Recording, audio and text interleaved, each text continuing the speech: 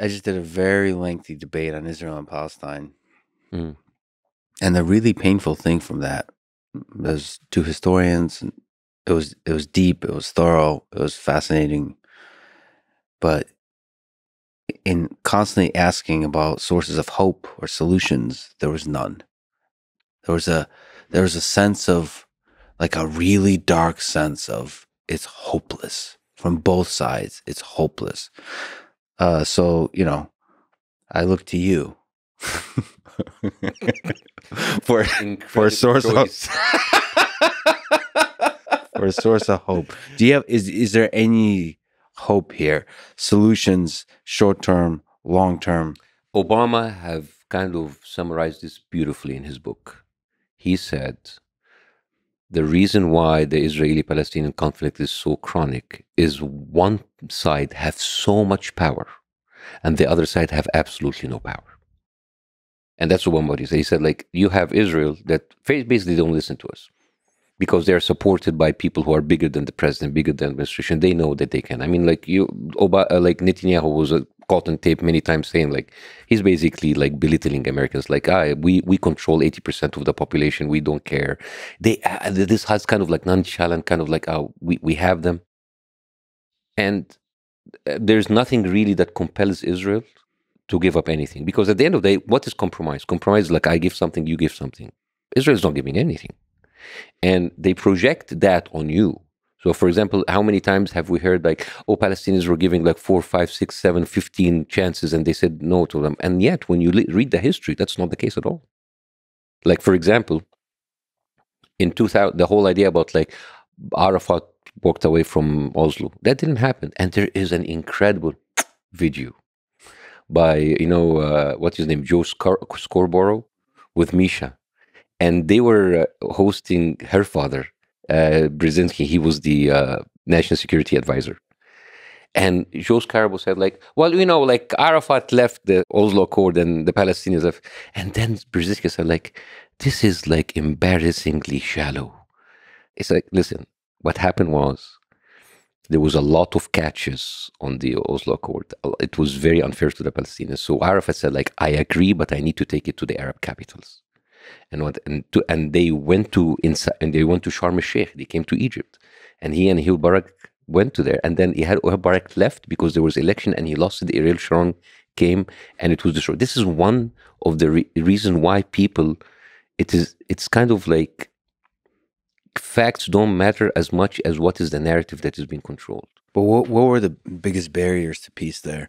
Do you think it's fundamentally leaders don't want a two-state solution, or was there nuanced small differences that, if solved, could have led to a two-state solution? I mean, maybe there was a certain point when the Israeli leaders were more open to compromise. But I can't say that because each time Israel gives back land, it has to be after some use of force. The 1973 war, the Intifada, the first and second, the casualties in Gaza, they never give up land willingly and because of peace. Because if I have that much military, I can do whatever I want.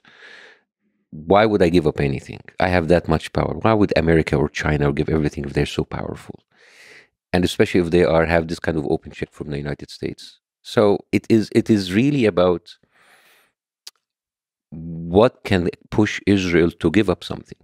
Because you are so much stronger than me. What could compel you to give up something? And this is why the whole thing about like trying to equalize Palestinians and the Israeli state and government, it doesn't make any sense. So what is the source of hope?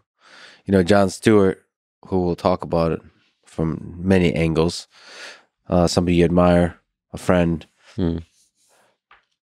he proposed a two-state solution. Of course. Look to the comedians for hope. Yes, well, everybody's talking about the two-state solution, but Israel has said many times on Netanyahu and Bennett, like, there's going to be no state solutions. They in the past is like even Naftali Bennett, he came in on the Hard Talk. It's like, yeah, maybe in the past we wanted two-state solutions, but like, look, every time we give them land, they kill us. So no state solutions, and they are openly saying it. But that's perhaps rhetoric. The rhetoric that is supported by action. Because look at what they're doing in the West Bank that you said. They are cutting it, illegal settlement, piecemealing it. So how, if you have an intention at all to give them anything, why do you keep doing this? And you've called it a bunch of little Gazas. Yeah, It's a nice little picture of they what's were happening.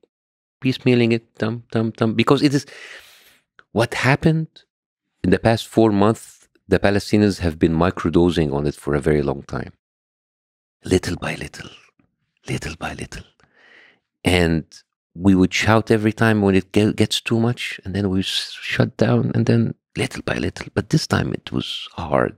It was hard to see the blatant oppression, and the word said, maybe the Hamas Ministry of Health are giving us the bad numbers. Maybe it's just human shields. And I laugh.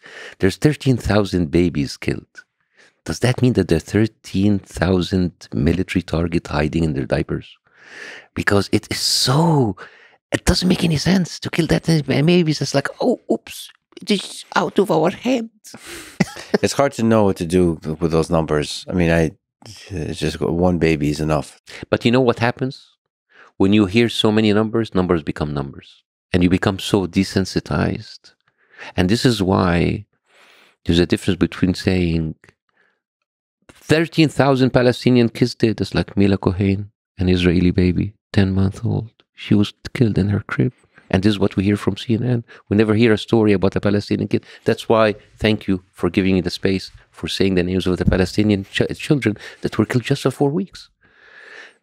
Like it's because humans needs context. They need depth.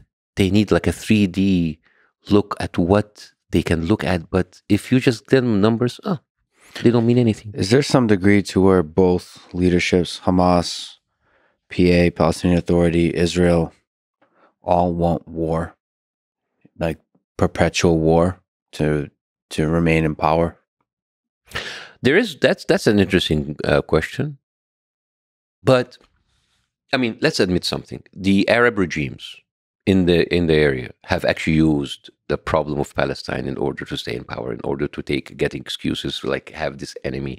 And Israel, the Israeli government has used that too, and maybe the Palestinians. But my problem when going into discussion this is that the two sides are not equal. They're not equal in power, they're not equal in influence, and they're not equal in international support, especially by the United States.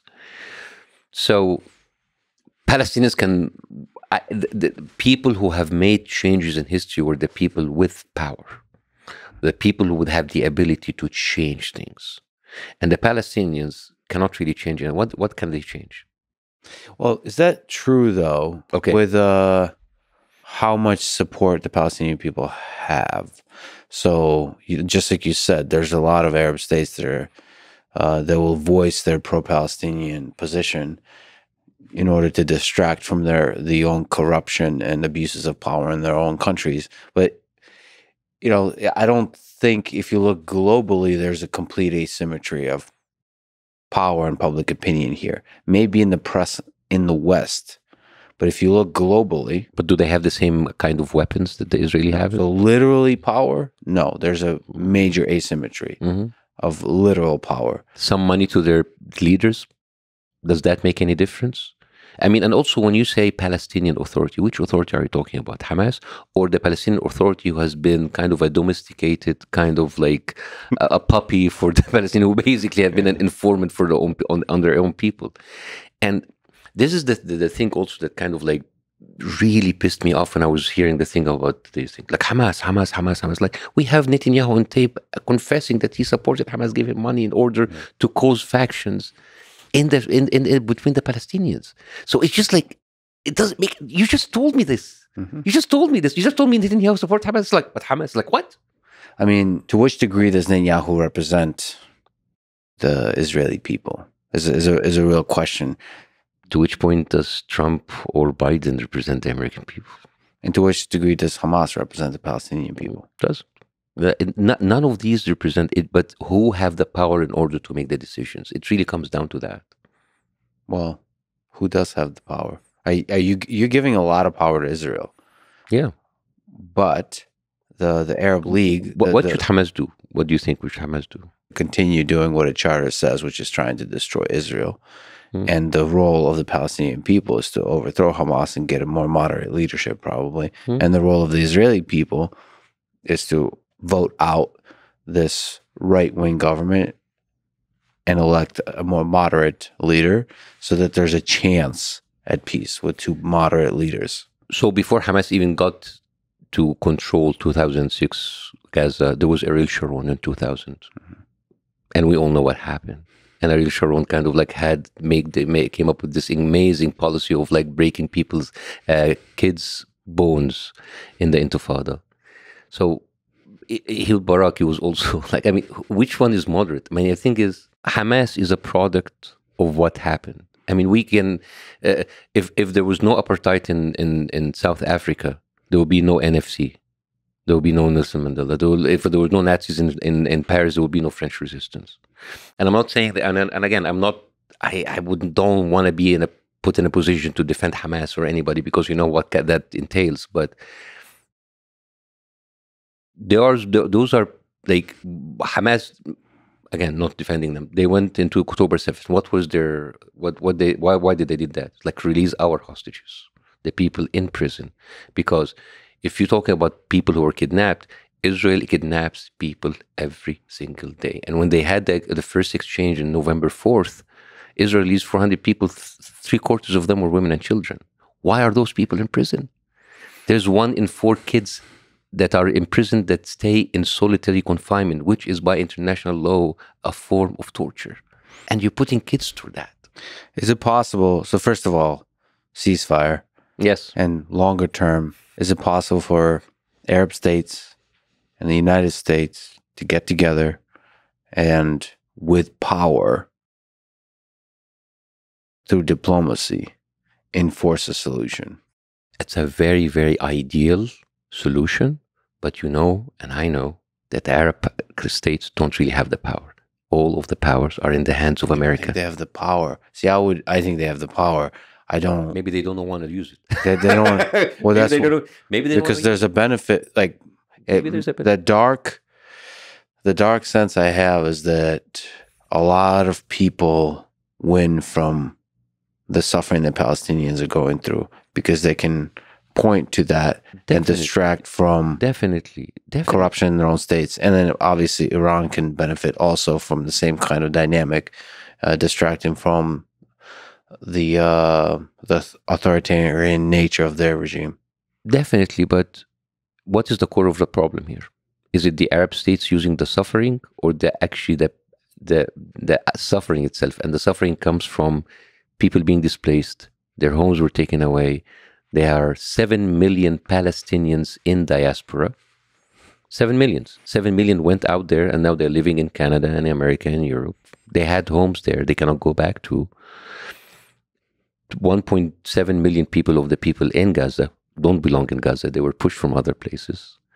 The piecemeal thing of people are being, you know, in Germany, I'm going to shift gear a little bit. It's going to be a little bit of fun. There's a book that I bought the rights to, and I want to turn it into a movie. Mm-hmm. And I optioned the right for 2 months, for 2 years in March of last year, before October 7th. After mm-hmm. October 7th, I bought the permanent right. Mm-hmm. That book is called The Muslim and the Jew. And it is written by an author called Jon Stewart. I read an article about this book in 2016. And I chased that book for rights for 7 years. I didn't have that much money, but I wanted that book. And that book was translated into English called Anna and Dr. Helmi. And that book tells the incredible story under Nazi Germany, where Arabs went in droves to Berlin in the 1920s after the First World War in the Weimar Republic. And they became doctors and engineers and journalists for 2 reasons. Number one, it was dirt cheap, very cheap because of the inflation. And 2, a lot of the Arab nationalists didn't want to send their kids to England or France because they were the occupiers. Mm-hmm. And Dr. Helmi was the hero of that. He's an Egyptian doctor. And that's why I personally kind of connected with him. Mm-hmm. And he went to school, medical school, didn't find a place to live, so he lived in the Jewish ghetto, like many Arabs. He didn't find a school to work at, a hospital to work in, so he worked in a Jewish hospital. So there was a lot of Arabs who lived with the ghetto. And actually the first director of the Berlin Mosque was a Jewish convert who converted to Islam, and he was a gay activist. I'm telling you, this is like a crazy story. Yeah. And this is not a fiction story. This is actually like a non-fiction. It's written actually based on the statement, the documents of the Nazis and Gestapo. Dr. Helmy, he was in this hospital, and the Nazis came in and they killed and tortured and beat up the Jewish doctor, and they made him the head of his department. Then now he's surrounded by Nazi doctors. They didn't touch him because he was an Arab. There was kind of like a thing between Germany and the Arabs because they wanted to appease to them in order to have kind of a grassroots base in the Arab world where he wanted to go next.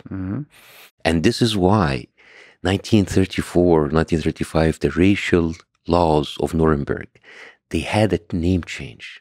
First, they were called anti-Semitic. Then they changed into anti-Jewish because also Arabs were Semitic. So they wanted to appease the Arabs. Now, what happened to Dr. Helmy when that happened to him? He would go back to the ghetto and he would see the apartments next to him, the Jewish apartment, become more and more and more flooded with people because they were moving Jews and pushing them and putting them together, pushing them to the side. And each apartment, instead of one family, it would have 3, 4, 6, 7 families. And he was there when at home, and he was there. This is where the people he grew up with, he lived with, and now he's seeing that kind of discrimination just because he was an Arab. And then he started to kind of like atone for, like, because he felt responsible because he wasn't treated the same way, and he started to go and treat Jewish people in their homes because they couldn't go to hospitals. And then one family gave them his daughter. It's like, this is Anna, save her. He took her, pretended that she is his niece, put a hijab around her, taught her Arabic, called her Nadia, my daughter's name, by the way. And he hid her in plain sight for 7 years in front of the Nazis as his nurse. It's an incredible story. And then not just that, he went to prison, and then he went out and he formed with the Arab people that was in prison with him a network that saves 300 Jews. You see that kind of story? This is the Jews that were living in the Arab world. I'm not saying that the Jews living in the Arab world was living like an incredible life. Of course, as like kind of a minority, they did not have like the full power of their full, advantages of the rule. That's normal. But we had this kind of a relationship before Israel was erected in 1948. And then, of course, everybody looked at Jews at the time as fifth column. And of course, the nationalistic regimes used that. And this is why what Biden said was very dangerous when he said, if there's no Israel, no Jew in the world will feel safe. You are the leader of the free world. You are the president of the United States. Do you mean that you're telling me that the Jews in your country, in the United States of America, are not safe? That is wrong on 2 levels. Number one, America historically and right now is more safe to Jews in America, in the world more than anybody. They are safer than the Jews in Israel. They never had pogroms or the Holocaust like Europe. They live here a good life, not perfect life, but they are better. Second of all, if you're the president and you're telling that a group of people will not feel safe unless there's a different one, you are already feeding into their fifth column. They're like, you're Russian. You come from there. And there is a group of laws in the Russian constitution that says that Russia will protect its citizens everywhere in the world. What happens if the president says like, oh, you're Russians, you're protected by your own country, you don't belong here? This is terrible. Yeah, you're right. That's actually an indirect threat. It's like, yes. Even saying Muslims cannot feel safe in America or something like this. That means like that's a threat. But what would a Jewish person in Beverly Hills or in Brooklyn feel if he hears that? You are already telling people you need to be loyal to Israel. I mean, Israel is a foreign country. I am sorry, but Israel is a foreign country. Israel is a client country that we sponsor, and should actually be responsible and held accountable for what they do.